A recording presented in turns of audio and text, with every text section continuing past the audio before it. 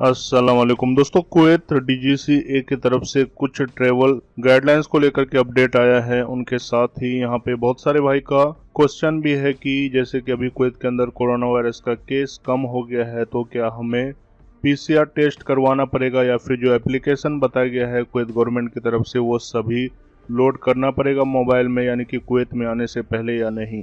तो दोस्तों इस वीडियो में हम सभी बातों पर ध्यान देंगे। जो लोग भी अभी यात्रा यानी कि इंडिया से या फिर किसी भी देश से कुवैत के लिए आना चाहते हैं, उनके लिए क्या गाइडलाइंस है, चेंज हुआ या फिर वही है।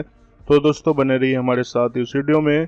कुवैत से दोस्तों सभी खबर देखने के लिए हमारे इस चैनल को जरूर सब्सक्राइब करें और ज़्यादा से ज़्यादा शेयर और लाइक करें दोस्तों, ताकि जो लोग भी कुवैत में आते हैं उन तक ये खबर और ये जो भी गाइडलाइंस है वो पहुँचे। तो दोस्तों सबसे पहले बात कर लेते हैं कि कुवैत में आने के लिए आपको क्या गाइडलाइंस है। जैसे कि पहले ही कुवैत गवर्नमेंट की तरफ से बताया गया है कि अगर आप कुवैत के अंदर यानी कि आते हैं तो ज़रूरी है कि सबसे पहले आपको जो कोरोना का सर्टिफिकेट है, आपको अगर दोनों वैक्सीन कंप्लीट हो गया है, कुवैत गवर्नमेंट की तरफ से जो भी अप्रूव वैक्सीन लगाया गया है, जैसे कि इंडिया में कोविशील्ड वैक्सीन है, वो दोनों वैक्सीन लगाने के बाद आपको ज़रूरी है कि जो कुवैत गवर्नमेंट का वेबसाइट है वहाँ पे कोविड-19 का सर्टिफिकेट आपको अपलोड करना है, फिर अप्रूवल मिलेगा।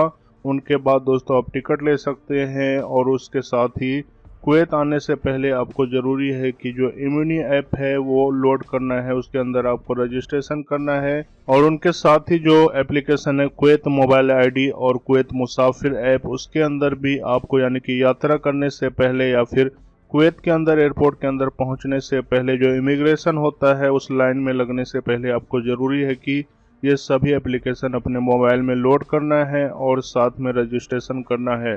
दोस्तों अच्छा रहेगा कि आप इंडिया से ही सभी एप्लीकेशन को अपने मोबाइल में अपलोड कर लें और रजिस्टर कर लें, ताकि यहाँ पे एयरपोर्ट पे पहुँचने के बाद आपको किसी तरह का भी दिक्कत नहीं होगा। यानी कि दोस्तों अभी भी आपको कुवैत आने के लिए जो गाइडलाइंस है, जो कानून बनाया गया है स्वास्थ्य यानी कि कोरोना को लेकर के, उसमें कोई भी बदलाव नहीं किया गया है। लेकिन सभी प्रवासी के लिए यहाँ पे आने के बाद जो क्वारंटाइन का सिस्टम था वो हटा दिया गया है। आपको कुवैत में आने के बाद क्वारंटाइन नहीं रहना पड़ेगा। इसीलिए ज़रूरी है कि आप इंडिया से पीसीआर टेस्ट करवा के आएँ, ताकि पता चले कि आप पूरी तरह से सुरक्षित हैं, आपको किसी तरह का भी कोरोना का इन्फेक्शन नहीं है। उसके बाद दोस्तों ये तो हो गया जो लोग इंडिया, बांग्लादेश, नेपाल से आते हैं कुवैत के लिए, उनके लिए है। अब बात करते हैं कि जो लोग कुवैत से जाते हैं, यानी कि कुवैत से इंडिया, नेपाल, बांग्लादेश, पाकिस्तान जाते हैं, तो उनके लिए क्या अपडेट है। दोस्तों आपको बता दें कि अभी भी आपको यहाँ से पीसीआर टेस्ट करवा के जाना पड़ेगा, यानी कि पीसीआर अभी भी लाजमी है। इंडिया के लिए तो ज़रूरी है, बाकी और कंट्री के लिए भी आपको कराना पड़ेगा।